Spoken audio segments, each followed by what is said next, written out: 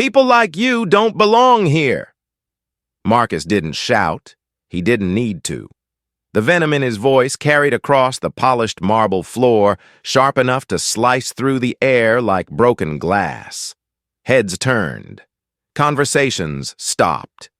The chandelier's light caught in the icy smirk on his face, making the moment burn into Aisha Thompson's mind.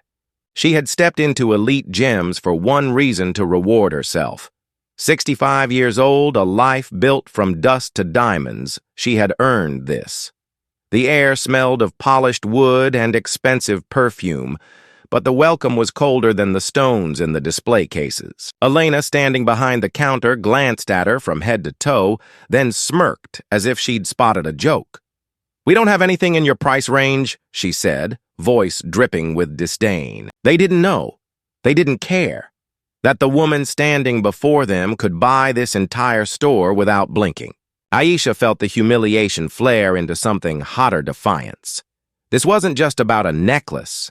This was about dignity, and Aisha Thompson had survived far worse to let this go unanswered. Mornings in Aisha.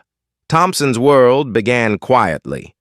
Sunlight spilled through tall windows, catching on the glass shelves of her study where awards and framed photographs told the story of a life carved from grit. She wore her silver hair pulled back, her tailored lounge clothes, neat but comfortable. Every movement was deliberate, a woman who had learned that control was a kind of armor. Her home, an elegant brick townhouse in the heart of Atlanta, was warm with the scent of jasmine tea. She liked to sit at her oak desk flipping through luxury catalogs while her old jazz records hummed softly in the background. To the outside world, she had everything financial security, respect, and a small but loving circle of friends. But Aisha's calm had layers. Underneath lay memories of growing up in a segregated neighborhood where her mother worked double shifts and her father was gone too soon. The sting of boardroom betrayals lingered, white colleagues taking credit for her ideas, investors questioning her leadership because of her race. For years, she had chosen peace over confrontation, guarding her energy for family and causes she believed in. But the memory of Elite Gems' cold dismissal stirred something deep. That evening, staring at the city lights beyond her balcony, she whispered to herself, "No more silence." The decision was made. This insult would not be left to rot in the dark. The next day, Aisha returned to Elite Gems. She told herself she was only browsing, but the truth was sharper. She wanted to test if yesterday's chill had been a fluke or the store's true face. The air inside smelled faintly of vanilla and leather, but beneath it, the tension was immediate. Marcus stood near the counter, arms crossed, a faint sneer pulling at his mouth. Elena pretended to straighten a display, her eyes sliding over Aisha like she was invisible. Aisha approached a glass case holding a necklace of rare Colombian emeralds. "Could I see this piece?" she asked, her voice calm, measured. Elena didn't move. She let the request hang in the air for a beat too long before answering. "That necklace is very expensive." The pause was deliberate, the emphasis thick with insinuation. Marcus stepped forward, his voice oily. "We don't usually pull those out for casual visitors. You understand?" His glance flicked down to her handbag designer, but understated, as if evaluating whether it matched their definition of worth. Around them, other customers browsed freely, trying on rings, sipping champagne offered by smiling attendants. No one seemed to notice the quiet wall being built between Aisha and the merchandise. Or maybe they noticed and decided it wasn't their problem. Her fingers tightened around her bag. "I'd like to see it," she repeated, sharper now. Marcus exhaled through his nose, then muttered something to Elena too low to catch. Elena finally produced the necklace, her hands moving with reluctant precision. Aisha examined it, felt its weight, and handed it back with a polite nod. She turned to leave, but Marcus's voice followed her. "See you next time, if there is one." The words curled with challenge. This wasn't just a bad day. It was a system, one designed to remind her of her place. And in that moment, Aisha knew silence would make her complicit. She walked out into the crisp afternoon air, her phone already in her hand, scrolling to Jamal's number. It was time to turn insult into action. If this story stirs something in you, hit that like button, share your thoughts in the comments, and subscribe for more powerful stories that shine a light on injustice. Aisha tried to keep her routine after that humiliating day, tea steeping in her favorite porcelain cup each morning, the slow crackle of jazz on vinyl in the evenings.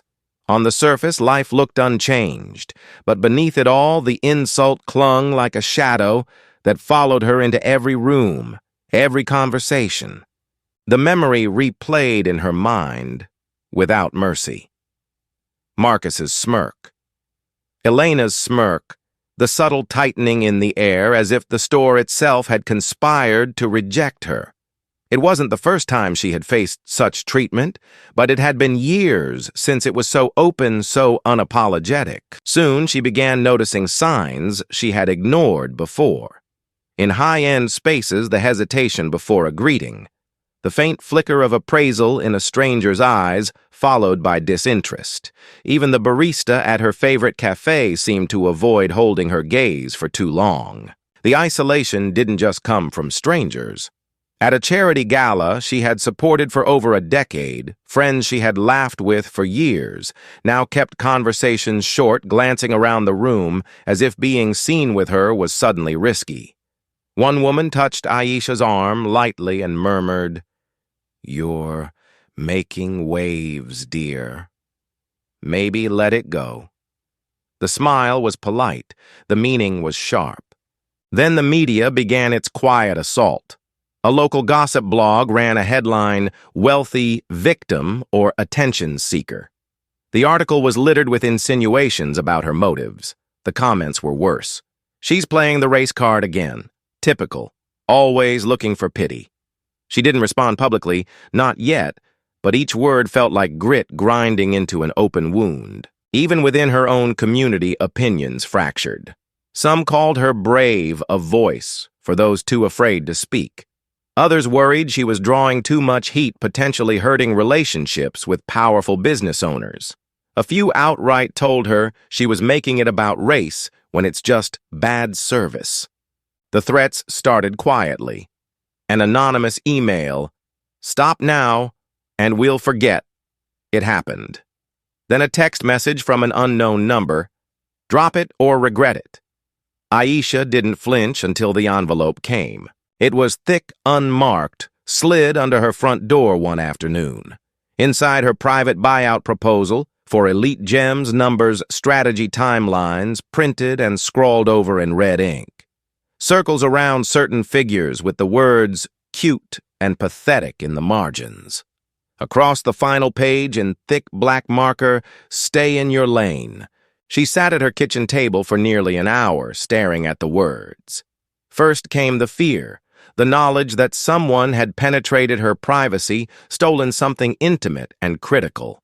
Then came the anger, hot and steady, pushing the fear aside. She realized then they weren't trying to protect the store.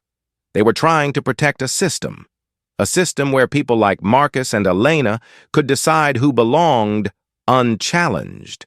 A system where people like her were expected to stay grateful for whatever access they were allowed. That night, she stood by her living room window looking out at the Atlanta skyline.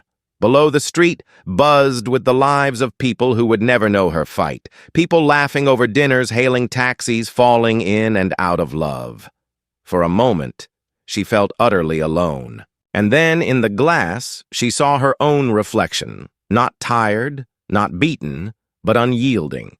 She thought of her mother's rough work, worn hands pressing a few dollars into her palm so she could buy school supplies. She thought of the countless rooms where she had been underestimated and had walked out, having proven every skeptic wrong. Her phone buzzed on the desk, another anonymous threat. She didn't even look at it. Instead, she opened her laptop, her fingers moving with precision over the keys. This wasn't just about jewelry anymore. This was about dignity, legacy, and refusing to be erased. If they thought isolation would break her, they didn't know Aisha Thompson at all. 3 days after the envelope arrived, Jamal came to her townhouse. He didn't bother with polite greetings. He dropped a manila folder on her dining table. "They're sloppy," he said, sliding into a chair. "I traced the email threats. Guess where they lead?" Aisha opened the folder. Inside were screenshots, IP addresses, and a list of names. 2 of them were familiar former Elite Gems employees who had left quietly months ago. 1 was still there. "They thought I'd scare you off," Jamal continued. "But I think you have leverage now." Aisha leaned back, processing. It was a small crack in their armor, but enough for her to see a path forward. Not brute force precision. She would hit where it hurt most, the store's reputation and its corporate master's fear of scandal. They began discreetly. Jamal contacted a journalist he trusted, someone who had covered corporate discrimination before and had a reputation for airtight fact-checking. Aisha reached out to an old friend from her tech days, now a cybersecurity consultant. Within a week, they had pieced together more than her own case patterns of biased hiring sales staff, trained to profile customers, even internal memos that subtly encouraged protecting the brand by screening out non-target demographics. The breakthrough came when a former Elite Gems assistant manager, Rosa, agreed to meet.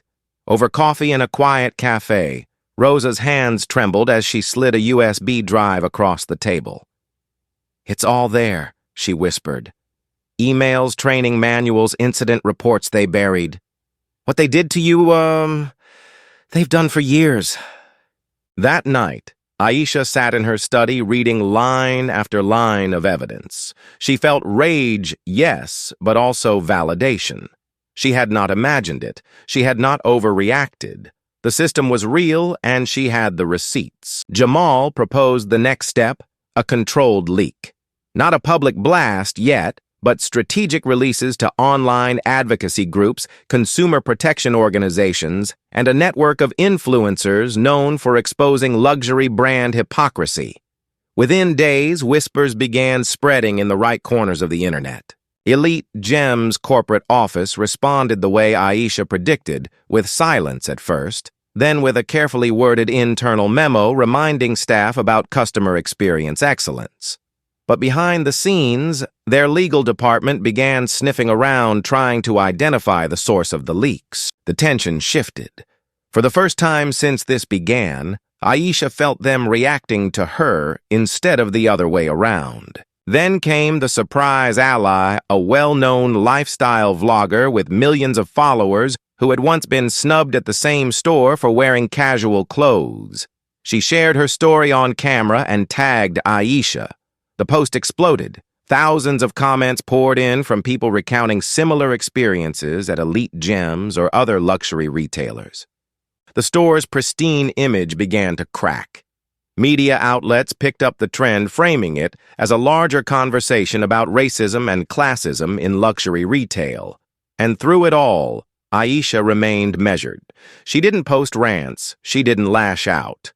She let the evidence and the voices of others build the case. Still, she knew the real fight hadn't started yet. Leverage was one thing. Closing the deal, forcing the corporate owners to sell, was another. And Marcus, the smug manager who had started it all, hadn't shown his hand. Late one evening, as she reviewed her strategy with Jamal, she asked, "When the moment comes, do you think they'll fold, or do we burn the whole thing down?" The tipping point came faster than Aisha expected. One Monday morning, Jamal called before sunrise. "Turn on Channel 7, he said, his voice almost trembling with controlled excitement. The screen lit up with a news anchor's serious expression. Behind her, the Elite Gems logo glowed, and next to it the words, "Exclusive Investigation." The report was meticulous. Customer testimonies, leaked emails, training documents, all tied together into a damning picture of systemic discrimination. Rosa's USB drive had been pure gold for the investigative team. Within hours, the story was everywhere on Twitter, Facebook, YouTube. National media picked it up, framing it not just as a scandal, but as a conversation about racism in luxury retail. Hashtags like Elite Exposed and Not Your Clientele began trending. Corporate headquarters scrambled.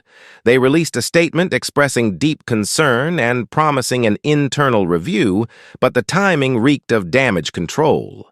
Shareholders noticed and they weren't happy. Stock prices of the parent company dipped. By Wednesday, a prominent civil rights attorney announced she was representing several former employees and customers in a class action lawsuit. Rosa stood beside her at the press conference, her voice steady as she recounted years of quiet discrimination. Then came the final push. A coalition of advocacy groups organized a peaceful protest outside the flagship store.